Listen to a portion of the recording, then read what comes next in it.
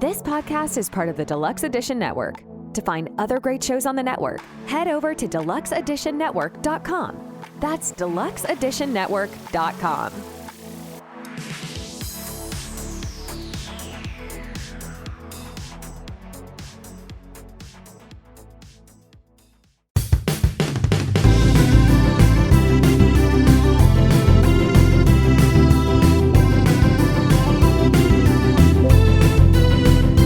If your friends are nerdy and you are nerdy too, I want to talk to you. Friends Talking Nerdy. Welcome to Friends Talking Nerdy, part of the Deluxe Edition Network. Head to deluxeeditionnetwork.com to find out about all of the lovely shows on the Den. This is Tim the Nerd coming at you alongside Professor Aubrey, and this week we're going to have ourselves a pretty interesting discussion about humor. Yes, we are. And one thing that I'm finding humorous right now is that little kitty, the Annie kitty, is so rambunctious right now, and you're trying to calm her down, and it's just very funny to me, the way that she is acting and her little attempts at getting away, but she's mostly just sitting there quietly. Yes, she's a character. Most times when we fire up the microphone, that's when the cats get it in their heads that, hey, we can get up to shenanigans now. And Annie here has, even before we hit record, done some interesting things today, made some interesting choices. So we're giving her a little bit of a break. So she won't have to make any choices for a little while. That's right. But humor involves choices because of the types of jokes that a person may or may not say. You make that choice to say something that is funny or not. And at the end of the day, what is funny? I mean, everybody laughs at different things along the way, but it is an interesting idea to explore what humor is. Because a lot of times people don't think about the effects of what humor can have on your life. And if you do have a particular mindset that makes you gravitate towards certain types of comedy, it's not that the comedy itself is bad, but it's like the programming thing. Like if you're into a bunch of comedians that tell jokes about how bad women are, for example, I would not be shocked if that person was also not bad to women. Mhm. You know what I mean? Mhm. It's like, at the end of the day, adults can be adults and can pick and choose the type of entertainment they choose. But if you have a lot of it can become your life. And so I think it is something worth thinking about, the psychology behind humor. And thankfully, our good friends at Psychology Today have the hookup here, folks, with a great article by Dr. Catherine V. Jansen Boyd called The Psychology Behind Humor. Are jokes just a bit of harmless fun? Yeah, so let's find out. Yes, indeed. Now, some of the key points that the article talks about, and as always, when we do have an article from Psychology Today, we'll have the link of it in our show profile, and we strongly encourage you to go to this website to read this article. But some of the key points are: jokes are ever present, but especially so on the 1st of April. For a joke to be seen as funny, it should violate a norm, and violating norms can be risky and backfire on the joke teller. Yep.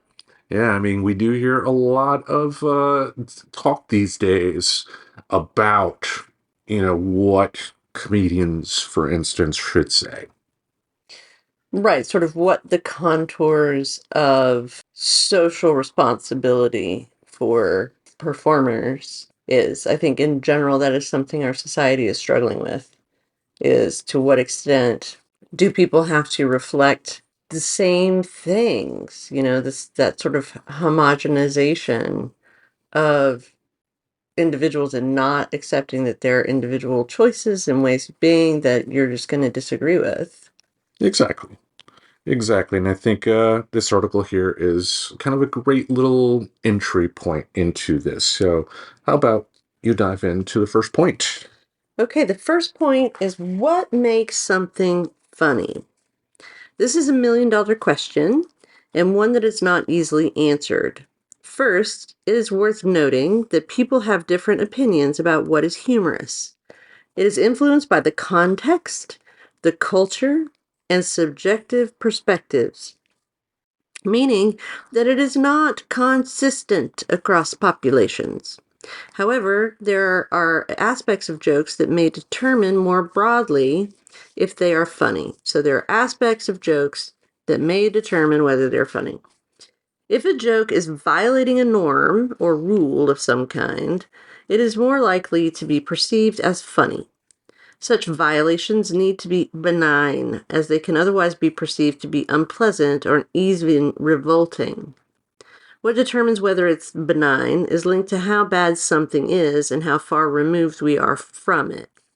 In terms of personal experience, serious events may be considered funnier over time, while stubbing a toe, which would be considered a minor violation, would lose its comedic effect over time. Interestingly, people have been found to be more likely to laugh when they're near others compared to when they are alone. Children, in particular, have been found to laugh much more when they are with others, suggesting that laughter may be a social signal rather than a direct response to humor. Yeah, so a couple interesting things there. I think it's kind of a no-brainer that the context, the culture, and the context and culture are important in whether something is funny. Because what might be funny here is not going to be funny in Mongolia. And what's funny in Mongolia is not going to be funny here because the context is just so different. Like, we don't have any common points of view. Yeah, I mean, it's like the reason why, like, me writing a book about, Jewish life during the 1930s is probably not a good idea. I mean, could I do it? Sure. But I would have to put in a lot more work to make it something that, Jewish people who may have been alive or have, relatives that were alive during that time would be able to read and be like, yeah, this is how it was, if it makes sense. Right. And like, you might not, in the context of a gathering of Jewish people, making a joke about Jewishness, if you're not Jewish, isn't funny. It's just not funny. Like, it hasn't been made funny because it's not in the context of something where people have similarities. So there's that. And then there's this idea of violating a norm.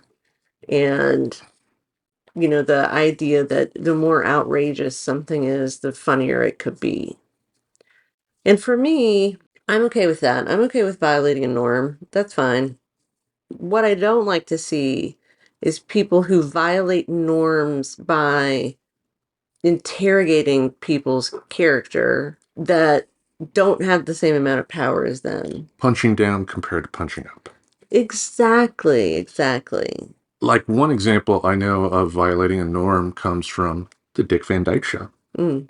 They had an episode to where Rob and Laura were reminiscing about when their son Robbie was born. And they had, the whole story was Rob thought that the baby they had was not their baby because another couple in the same hospital had the same last name. And so it revolves around Rob and Laura finding those parents, calling those parents up. And then at the end of the episode, ding dong, Rob goes to the door, opens the door. It's the other parents on the other side, but you don't see them at first. Rob starts laughing. He invites them in. It's a black couple. It's like, it was a racial joke, but it was not punching down. It was making fun of, the situation that I'm sure there are a lot of parents who, may have thought, could my kid have been switched or something like that if something similar had happened. But, having it end up being a black family at the end was still very funny.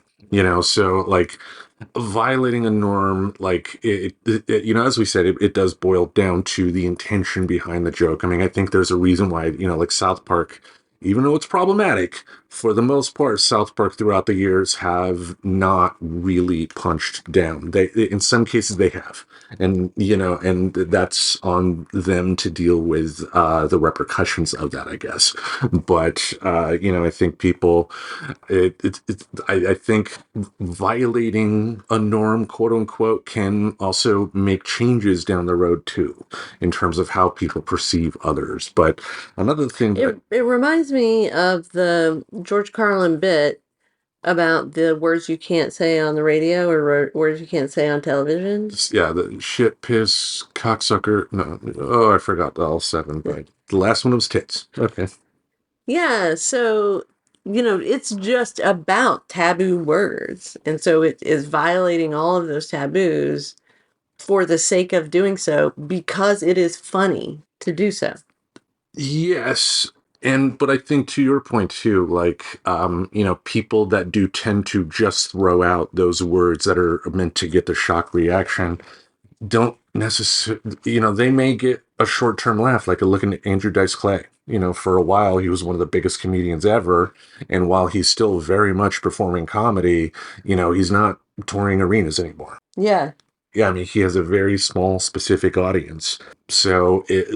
But you have, again, people like South Park able to create those types of dark type of humor that still don't punch down, that can still speak to people. And I mean, there's a reason why they're successful. But I know there's one other point in the paragraphs here that I thought that was interesting too, was that idea of when you are with a group of people, it's easier to laugh. Like, one thing I remember is the Adam West Batman movie. I saw that on DVD first, and thought it was fun, but I wasn't sitting at home watching it and laughing. But when Adam West passed away, the Reverend Tracy and I actually went to the Hollywood Theater and saw the Batman movie with a full crowd in the main hall at the Hollywood Theater, and everybody was dying laughing.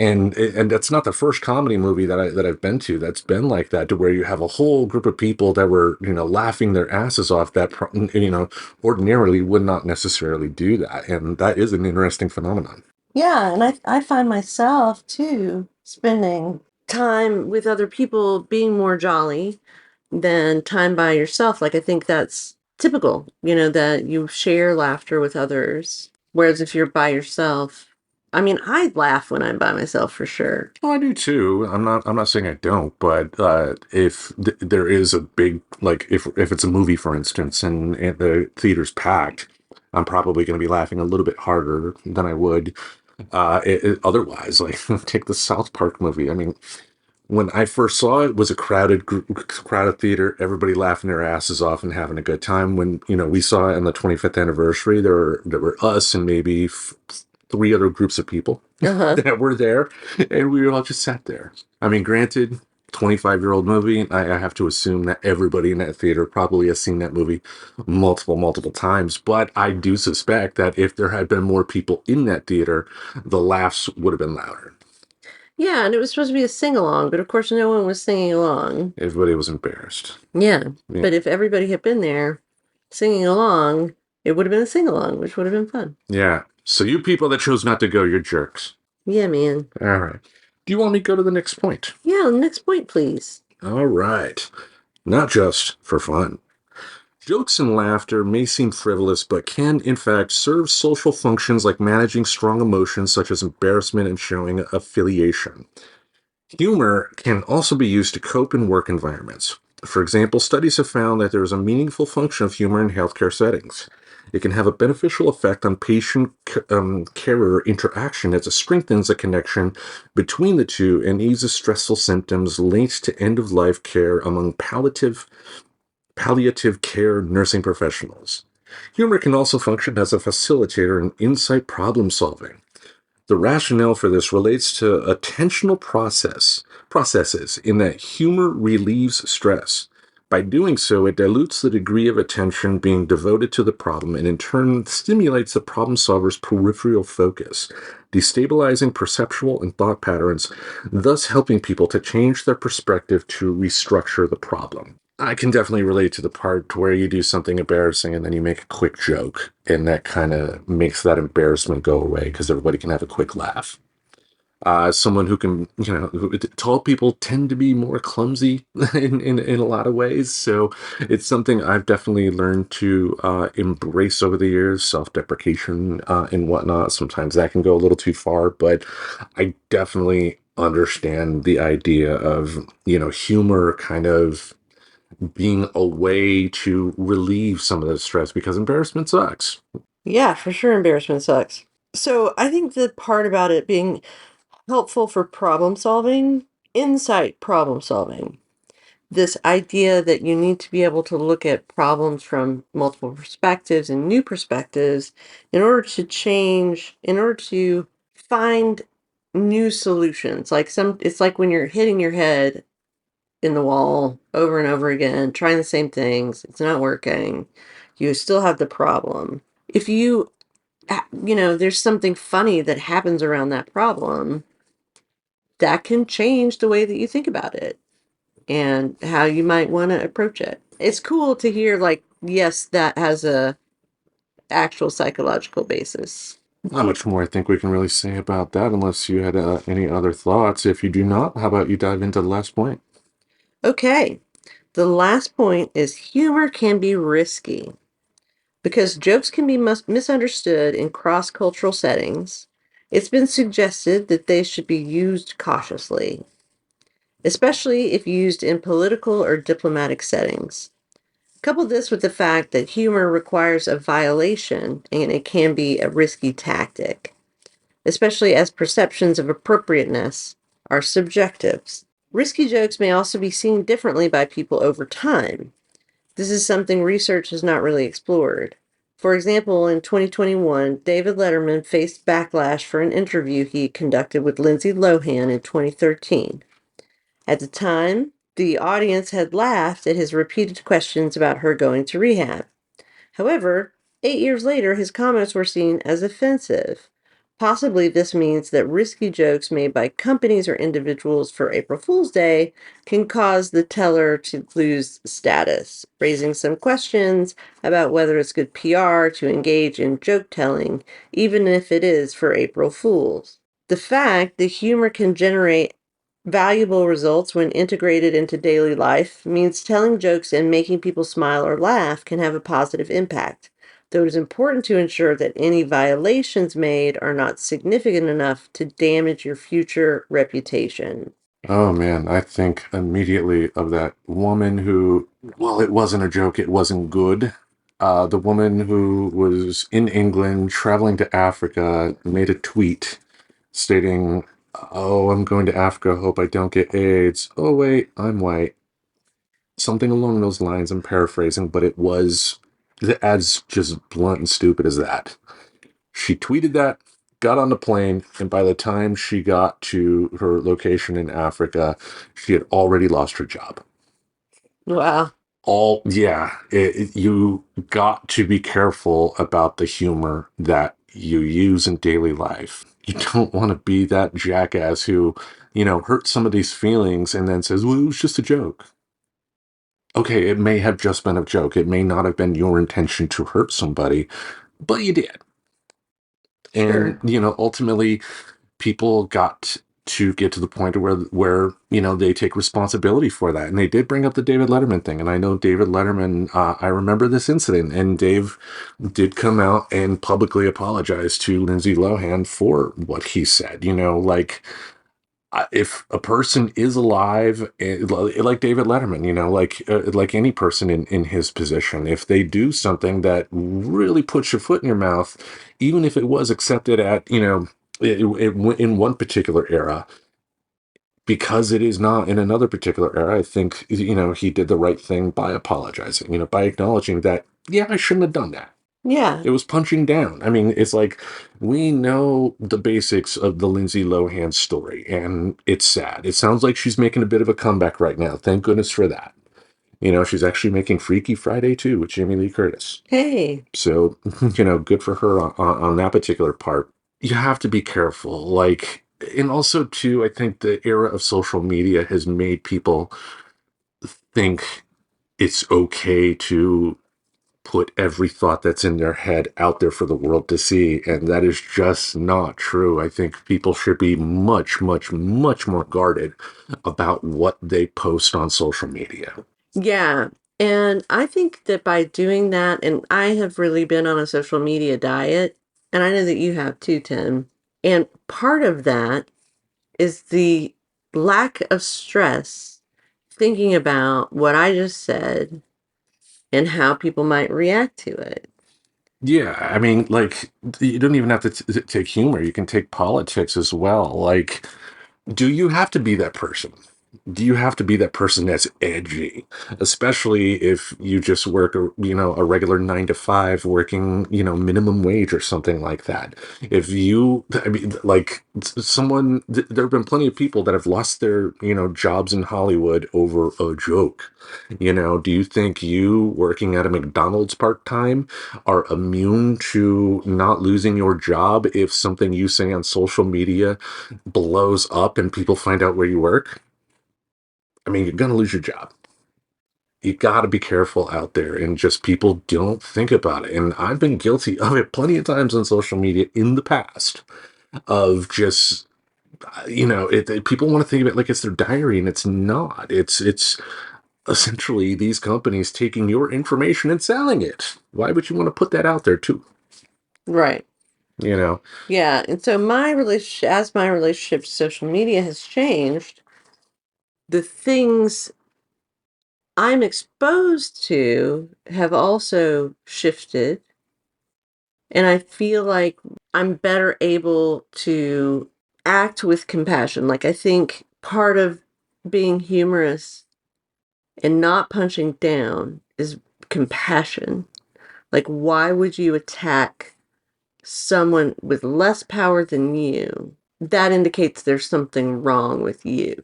Agreed, because you're like humor at its very best when it is punching up and, making fun of societal norms or something like that, or making fun of politicians or whatever.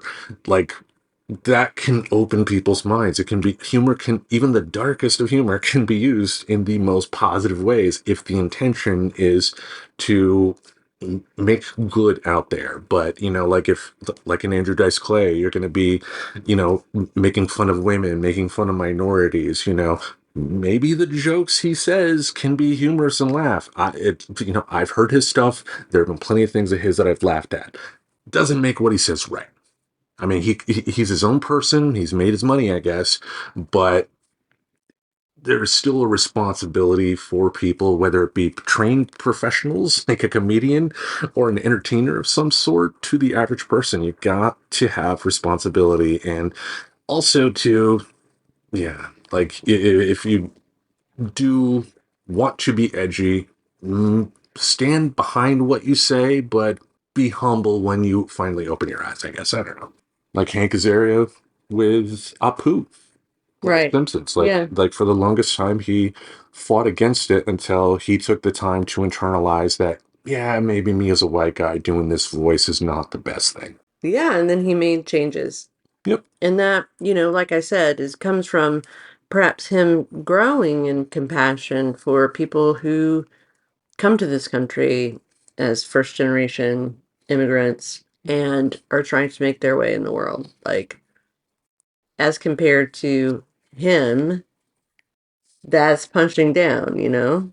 Like we said, folks, this article is on Psychology Today. If you go to the show description on wherever you're listening to this wonderful podcast, you'll be able to click the link and it will take you right there. We definitely encourage you to read it. Any other thoughts about the article? No, it was a fun little jaunt. Damn right it was. How about we take a minute, let one of our friends at the Deluxe Edition Network tell our friends at home about their show? That sounds great. Why don't we do that? All right, hang tight. We got some more stuff for you on the flip side. Hey, what's up, everyone? I'm Dylan, And I'm Cameron. and we're the hosts of Barstool Film School, a conversational comedy podcast about the very best Mar movies. You know, the ones that are like perfect to watch when you're hanging out in a bar with friends. Now, I'm a writer and a film school washout, And I'm a bar owner. so we gotta know what we're talking about. You would hope. Tune in every other week, wherever you get your pods, as we take on a new flick And we will pair those flicks with some cocktails. to see if they pass the bar. Now, what do you say, Cam? Shall we pour ourselves another round? Let's do it. All right. Professor Aubrey has a package in her hands that we have to say is quite delicious. It is, Tim. It's Brazil from Coffee Bros. An amazing coffee with notes of cocoa and cherry candy. Nice. Delicious. Indeed it was. I mean, like you and I, we both drink coffee in very different ways. I need it, 9,000 degrees hot. And me, I make my coffee and then put in as many ice cubes as I can. I'm like the guy from Clerks, what am I supposed to drink this coffee hot? Type of guy. But you tried it your way, I tried it my way, and we both really enjoyed the flavor of this particular flavor of coffee. Absolutely. It is a relatively new roastery in New York, New York. Those little town blues. Yep, Taking the Coffee Bros away. exactly. Anyway, they're relatively new. They've been roasting since 2019. Yes, but they do have great connections around the world in the coffee growing areas to be able to get the best beans, to be able to give their customers the best product. And you, our friends at home, if you go to coffeebros.com and you order your own batch of this coffee or any other of the delicious brands of coffee that they have on their website, in the promo code spot, you put FTN10, we're going to be able to save you 10%. That's right. 10%. It's going to be like $1.50. It's going to be awesome. But that's what friends are for. That's what friends are for. That's right. $1.50 when you need it. Exactly. I mean, you won't be able to get on the city bus, but you will be able to save some money to be able to get some wonderful coffee. Again, head to coffeebros.com and in the promo code box, put in FTN10 and you will be able to have some delicious coffee. Yep. Drink away, people. All right, welcome back.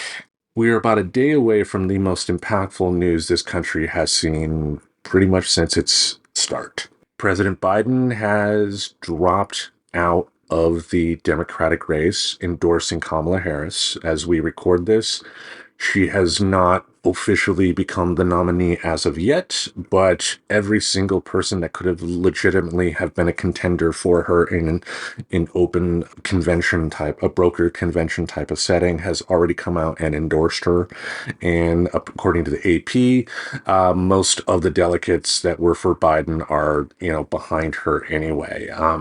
Now, as longtime listeners of the show may have noticed, we don't talk about politics each and every week. I mean, we've been open about the fact that when it comes to politics, a lot of people talk about stuff that they may be right on, but they're not necessarily experts on. They're not the right people to be talking about. But being that this is a moment in history that the United States has never seen before, I think we would be remiss without talking about it, because if this ends up helping Vice President Kamala Harris to become president of the United States, I mean, think of all the firsts that she's going to get. First woman president, first black woman president, first Asian American woman president. Yeah, so it's big news for sure. And I don't know how many times a sitting president has withdrawn himself from the nomination of his party, except that Carter ran and lost. All of the one-term presidents ran and lost. Or I guess LBJ had been vice president, became president during JFK's term in office. Yes, we know what happened with JFK, but based on the amount of time that was left in JFK's term, that allowed Johnson to run for 2 terms. He won his first term in office, which ended in January of 1969. But he was thinking about running for a second term, but in March of '68 announced that, I will not run or accept the nomination as president of, for the nomination for the Democratic ticket. So it has happened before. It's not often, but again, when he did it, it was in March, and that did allow an actual primary to take place. That year sadly did see Robert Kennedy lose his life. If he had lived, he probably would have got that nomination and probably would have been a big shoo-in compared to Hubert Humphrey against Nixon that year. Yeah. Yeah, but it's a scary thought on the one hand that this is happening now. But with as much of a short attention span as the general public seems to have, and with Trump, with already having an established record of not being the most stable person in the world, anything and everything could happen. I mean, one thing I am really looking forward to now is a Trump-Harris debate. Like, my God, she would make him fry. Just he would turn into like a big puddle of orange goo at the end of it, and she wouldn't even have to raise her voice. She is that good at tearing people down because she's a former prosecutor. Yeah, and she's brilliant and all the things. She's all the things. Like, to be successful enough to be the vice president of the United States, you have to be pretty smart. I mean, I think we've had some not smart vice presidents, certainly. Even then, though, I mean, yeah, Dan Quayle, dumbass. I mean, that's the first one we think of. That's from our generation. But, if you look at like the schools he went to and blah, blah, blah, like on paper, yeah, probably smarter than me and whatnot. But, you get my point, right? Yeah. These are unprecedented times more than anything else. And I think the fact that we have a little over 4 months now until election day, like, it's up in the air as to what would happen. And seeing the Republican reaction to this so far after just a day has been quite interesting, because it seems like they are panicking. Yeah. And he's raised a lot of money in the last day. Over $50 million in one day. And the Republicans don't seem to be coming out saying how much they've been raising. So No. I assume it's less than that. Yeah, and she's already come out with her first press conference, and I guess the tagline of this election is that it's going to be the prosecutor versus the perpetrator. So everything is up in the air as of now. Like, now there are some people that are stating that it is not fair that the general public that, would have voted in a Democratic primary did not get a chance to do so. And while I think they do have a right to be upset, I think based on the candidate that the Republicans are offering, the oldest nominated person ever elected by a major political party for president, because of who the Republicans are putting up, I think this is one of those special times call for special measures types of deal. Like, if this happened in 2028, I'd be kind of pissed.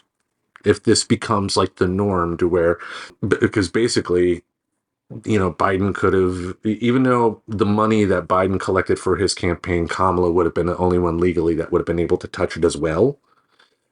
He could have easily just said, let it be a primary, let people choose, to where, she wouldn't have been able to access that money. Well, he still wants the Democrats to win. Yeah. So why would he hamstring the Democratic candidate? I know. It's just, though, that it could be said that he shouldn't just, it shouldn't be a case of where a political party says, this is the candidate you will vote for and you will like it. The logistics of how one would have a primary at this point. Yeah, with the Democratic convention being about less than a month away at this point. Yeah. It makes no sense. And if there was a primary of some sort, it would give all the appearances of the Democratic Party being fractured.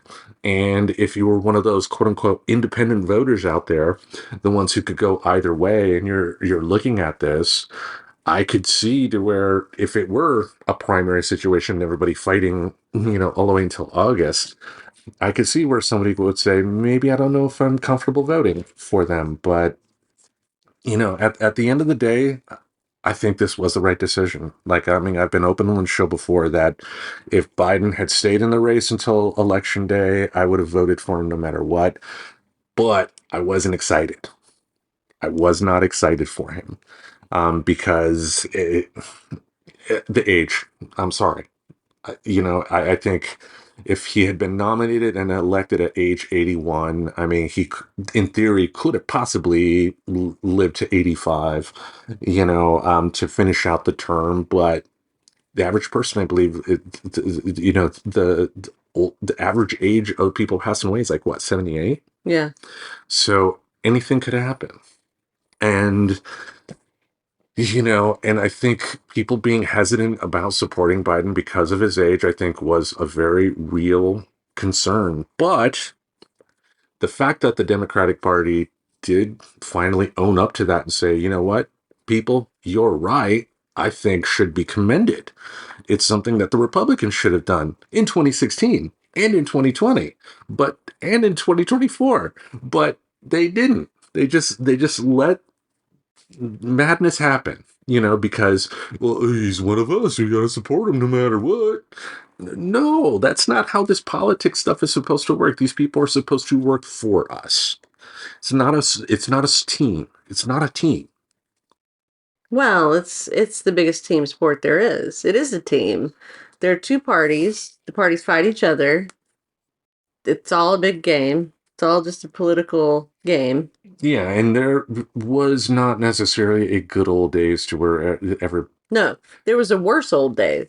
Like, politics has always been, there are good people in politics, but most of the people in politics are self-interested. And it's becoming increasingly more so. I mean, I think, when it comes to like people in Congress, the fact that essentially they get plenty of inside information about stuff that they can invest in, that they make millions of dollars over before the public is even aware of it. Like, think of all those people that were investing in like healthcare companies at the start of the pandemic, Republican and Democrat alike. Yeah. There are a lot of people that are out for themselves, but at the end of the day, I think Biden's decision will go down as one of the most monumental in this country in one of two ways.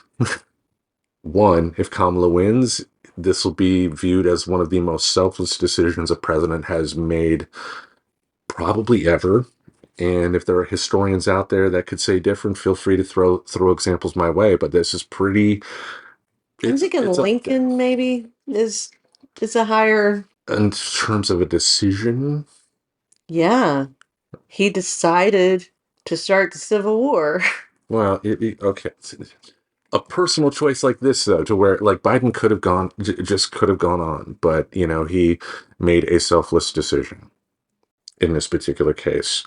If Kamala loses and Trump wins, there are going to be people that may still support Biden that will come out and say, well, if only we had Biden there, we would have gotten, we would have won the election that way. Well, one thing we know for sure is that there will be Monday morning quarterbacking going on no matter who wins. And the press will make it unbearable for the next year, 6 months, or however long it is before the election. I think one thing this country really needs to focus on is demanding more from the press, more than anything, because, like, what I found out recently? And it's something I should have just remembered, but the whole red versus blue thing, that only started in 2000. That was when the news networks first started color coding the maps. And beforehand, they didn't do that. And it has been proven that does help contribute to this us versus them mentality. Right. Just the press, though, has been so horribly bad. Like that CNN debate where Biden was horrible at, let Trump say a lot of god-awful bad things and didn't once check him on it, because the only way he would participate was if they did not fact-check him. And how can they call themselves journalists at that point? It was just a show.